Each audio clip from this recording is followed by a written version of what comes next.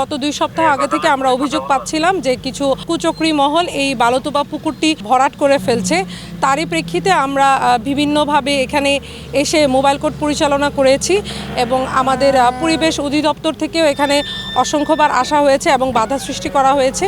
সেই প্রেক্ষিতে আমরা মোবাইল কোর্ট পরিচালনা করে এখানে যে তারা বেআইনিভাবে বালু ভরাট করেছে সেটাকে আমরা জব্দ করেছি এবং এই জব্দকৃত বালুটাকে আমরা নিলামের মাধ্যমে আজকে প্রকাশ্য নিলামের মাধ্যমে যারা স্থানীয়ভাবে রয়েছেন তাদের কাছে বিক্রি করে এটা সরকারি কোষাগারে চলে যাবে এবং এই কাজে আমাদের সাথে ওতপ্রোতভাবে জড়িত আছেন আমাদের কুমিল্লা পরিবেশ অধিদপ্তরের এডি এবং যারা তাদের সাথে ঊর্ধ্বতন কর্তৃপক্ষ রয়েছেন তারা আমাদের পুলিশ বাহিনী।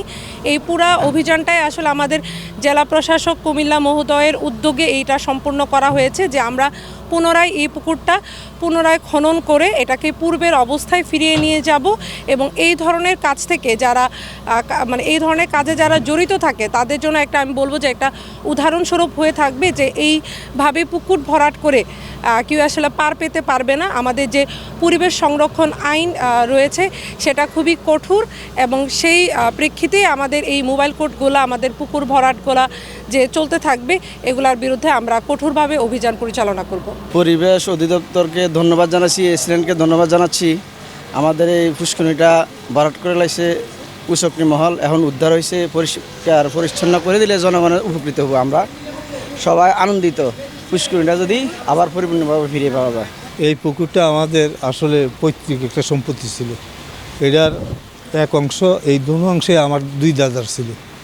তো এটা কোনো সময় আমার বড় দাদা বিক্রি করে ফেলাইছে এবং এই মসজিদ যেখানে দাঁড়াই আছে এটাও আমাদের ওয়াকফকৃত সম্পত্তি থেকে মসজিদের দেওয়া হয়েছে।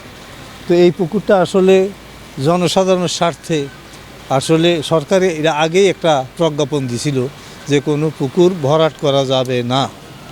তো এই পুকুর ভরাট করা যাবে না এই বিদায় তো এখন কে বা কাহারা কিনছে এগুলো আসলে আমরা এত বেশি মাথা ঘামাই না, কারণ দেশের সার্বিক পরিস্থিতিতে সব আলজাল হয়ে গেছে। সেই পরিস্থিতিতে এখন সরকার একটা ভালো চিন্তাভাবনা করছে, কারণ এই পুকুরটা যদি থাকে তাইলে আল্লাহ না করুক চতুর্দিকে কত রকমের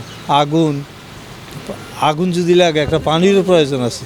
এখন যেইভাবে পুকুর ভরাট শুধু এই জায়গায় না আরও বিভিন্ন জায়গায় চলছে, আসলে কিন্তু আমাদের জনস্বার্থে এগুলো অত্যন্ত একটা ক্ষতিকর।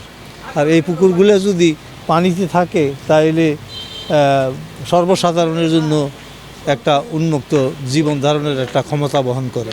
জেলা প্রশাসকের উদ্যোগে এটা সরকার যেটা ভালো মনে করছে এটা তো ভালোই, এটা কোনো অংশেই কোনো খারাপ কিছু না, ভালোই জনস্বার্থে এটা সরকার এটা আগে একটা প্রজ্ঞাপন জারি করছিল, এটা আমি আগেই বলছি। ভরাটটা খনন করে আবার করতে আছে, উদ্ধার করতে আছে।